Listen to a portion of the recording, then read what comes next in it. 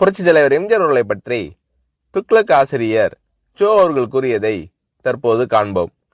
அரசியலை தவிர்த்து பார்த்தால் கூட எம்ஜிஆர் அவர்களுக்கு இருக்கும் பாப்புலாரிட்டி இந்தியாவிலேயே வேறு எந்த திரைப்பட நடிகர்களுக்கும் இருக்க முடியாது. திரையுலகில் எம்ஜிஆர் அவர்களோடு எனக்கு ஏற்பட்ட அனுபவங்கள் பல. அவற்றில் ஒரு சிலவற்றை பற்றி மட்டும் எழுதுகிறேன்.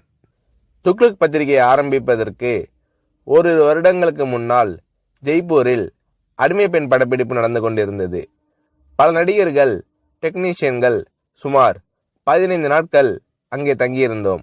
ஒவ்வொருவரையும் எம்ஜிஆர் அவர்கள் அக்கறையுடன் கவனித்துக் கொண்டது போல் வேறு எந்த தயாரிப்பாளரும் தன் படம் சம்பந்தப்பட்ட எவரையும் கவனித்துக் கொள்வாரா என்பது சந்தேகம்தான்.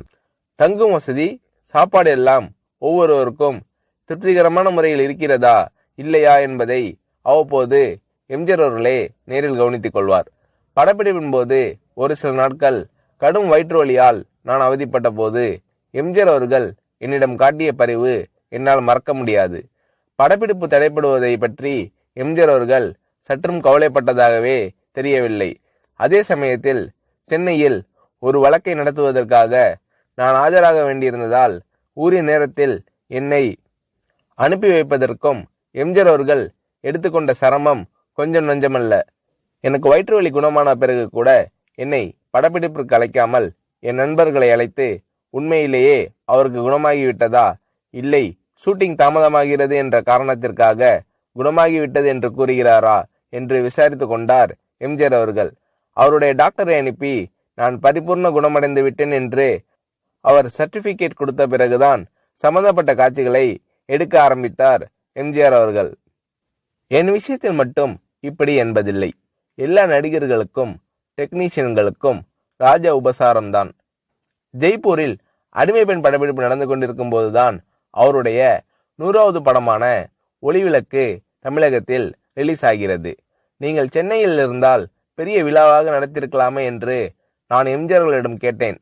சிரித்துக்கொண்டு பேசாமல் இருந்து விட்டார் எம்ஜிஆர் அவர்கள். என்ன இருந்தாலும் ஒரு கதாநாயக நடிகருக்கு 100வது படம் என்பது ஒரு முக்கியமான மைல்கல். அதை இவர் எந்த விதத்திலும் கொண்டாடாமல் விட்டுவிடுகிறாரே என்ற எண்ணம் என் மனதை உறுத்தியது. ஒரு சிறிய அன்பளிப்பை வாங்கி ஒரு வாழ்த்து பத்திரத்தையும் எழுதி ஜெய்ப்பூர் வந்திருந்த அத்தனை டெக்னீஷியன்கள், நடிகர்களின் பெயரையும் குறிப்பிட்டு நானே கையெழுத்திட்டு எல்லோரது முன்னிலையிலும் எம்ஜிஆர் அவர்களுக்கு வாசித்தளித்தேன். அதை வாங்கி கொண்ட எம்ஜிஆர் அவர்கள், என்ன இது, காகிதத்திலேயே 2 பக்கமும் எழுதிட்டீங்க, நான் இதை 2 பக்கமும் கண்ணாடி போட்டு ஃப்ரேம் போட்டு வச்சிக்க போறேன் என்று கூறினார்.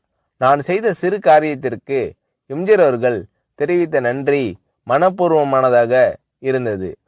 ஒரு முறை ஷூட்டிங்கிற்காக ஒகேனக்கல் சென்றிருந்தோம். நான் போய் சேரும்போது எம்ஜிஆர் அவர்கள் அவுட்டோர் லொகேஷனில் இருந்தார். நானும் அந்த காட்சிகளுக்கு தேவை என்று என்னிடம் கூறினார்கள். மேக்கப் போட்டுக்கொண்டு நான் லொகேஷனுக்கு சென்றேன். என்னுடைய நண்பர்கள் சிறிது நேரம் கழித்து அங்கு வருவதற்காக காரில் புறப்பட்டிருக்கிறார்கள்.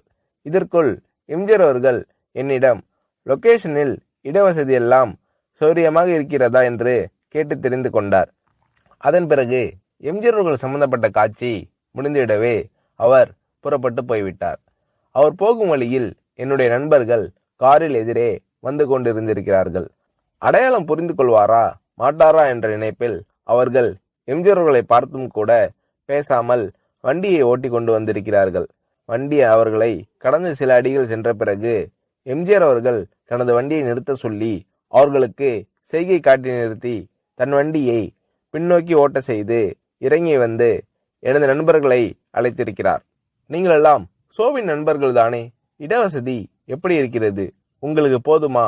சோவிடம் கேட்டால் அவர் எல்லாம் சரியாக இருக்கிறது என்று கூறி மழுப்பி விடுகிறார்.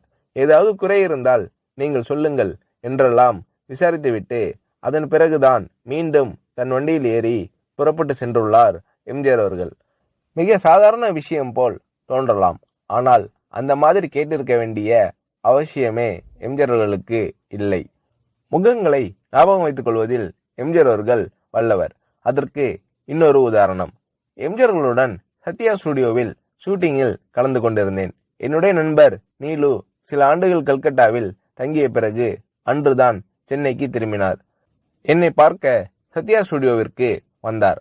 நான் அவரை எம்ஜிஆர் அவர்களுக்கு அறிமுகப்படுத்தி வைத்தேன். எனக்கு தெரியுமே, உங்கள் நாடகத்தில் இவர் நடித்ததை நான் தான் பார்த்திருக்கிறேனே என்றார் எம்ஜிஆர் அவர்கள். அதற்கு முன்தினம் எம்ஜிஆர் அவர்கள் எங்கள் நாடகத்திற்கு வந்திருந்தார். ஆனால் நீலுவோ அன்றுதான் கல்கட்டாவிலிருந்து திரும்பியிருந்தார். ஆகையால் நான் எம்ஜிஆர் அவர்களிடம் சொன்னேன், நேற்று நீங்கள் பார்த்த நாடகத்தில் அவர் நடிக்கவில்லை. கல்கட்டாவிலிருந்து இன்றுதான் சென்னைக்கே வந்திருக்கிறார் என்றேன். எம்ஜிஆர் அவர்கள் என்னை கேட்டார், நேற்று நடந்த நாடகத்தில் பார்த்தேன் என்று நான் சொன்னேனா? 3 ஆண்டுகளுக்கு முன்னால் திருவல்லிக்கேணியில் என்கேடி கலா மண்டபத்தில் மனமொரு குரங்கு நாடகத்தில் ஒரு அடங்கா பிடாரி மகனின் தந்தையாக அரிசி வியாபாரியாக நடித்தவர் இவர்தானே, அதைதான் நான் சொன்னேன் என்றார் எம்ஜிஆர் அவர்கள். நானும் சரி, நிலுவும் சரி, இதை எதிர்பார்க்கவில்லை. இவ்வளவு ஞாபக சக்தியா என்று வியந்தோம். சினிமா நாடகங்கள், பொது நிகழ்ச்சிகள் என்று பல இடங்களில் பலரை சந்திக்கும் இந்த மனிதருக்கு இவ்வளவு கரெக்டா ஒரு முகத்தை ஞாபகத்தில் வைத்துக் கொள்ள முடிகிறதா என்று ஆச்சரியப்பட்டு போனோம். திரையுலகில் எம்ஜிஆர் அவர்களிடம் நான் கண்ட வேறொரு சிறப்பு, சினிமா டெக்னிக்குகளை அவர் கரைத்து குடித்திருந்த விதம். ஒரு நல்ல டைரக்டருக்கு வேண்டிய எல்லா தகுதிகளும் உடையவர் எம்ஜிஆர் அவர்கள் என்பதில் சந்தேகமே வேண்டாம். சண்டை காட்சிகளை படமாக்குவதில் வல்லவர் எம்ஜிஆர் அவர்கள் என்று கேள்விப்பட்டிருக்கிறேன். சில சமயங்களில் டைரக்ஷன் எம்ஜிஆர் என்று விளம்பரப்படுத்தப்படும் படங்களை பற்றி சிலர் வேறு யாரையாவது டைரக்ட் செய்ய சொல்லிவிட்டு அவர் தன் பெயரை போட்டுக் கொண்டிருப்பார் என்று கூற நான் கேள்விப்பட்டிருக்கிறேன். இது வெறும் பிதற்றல். இன்னும் சொல்ல போனால் பல சமயங்களில் எம்ஜிஆர் அவர்கள் படங்கள் வேறு டைரக்டரின் பெயரில் வெளிவரும்போது கூட அவற்றிலும் பல காட்சிகளை எம்ஜிஆர் அவர்களே டைரக்ட் செய்திருப்பார். இதுதான் உண்மை. எம்ஜிஆர் அவர்கள் செய்துள்ள தான தர்மங்கள் ஏராளம் என்பது எல்லோருக்கும் தெரியும். தவிர எந்தவிதமான விளம்பரமும் இல்லாமல் எம்ஜிஆர் அவர்கள் செய்துள்ள உதவிகளும் அநேகம் உண்டு. உதவி பெற்றோர்கள் கூட என்னிடம் கூறியிருக்கிறார்கள். மிகவும் தேவையான சமயத்தில் செய்யப்படும் உதவி போன்ற நல்ல காரியம் வேறு எதுவும் இல்லை. இந்த மாதிரி நல்ல காரியங்களை எம்ஜிஆர் அவர்கள் செய்திருக்கிறார் என்பது மறுக்க முடியாத உண்மை. ஒரு நடிகர் ஒரு முறை என்னிடம் கூறினார், வீட்டுல ஒல வச்சுட்டு சோறு பொங்குற நம்பிக்கையோட ஒருத்தர் வீட்டுல போய் நிக்க முடியும்னா அது எம்ஜிஆர் தான், வேறு யாரும் கிடையாது. இந்த மாதிரி மனப்பூர்வமான சர்டிபிகேட் வேறு எத்தனை பேருக்கு கிடைக்கும் என்று புரட்சி தலைவர் எம்ஜிஆர் அவர்களை பற்றி சோ அவர்கள் கூறுகிறார்.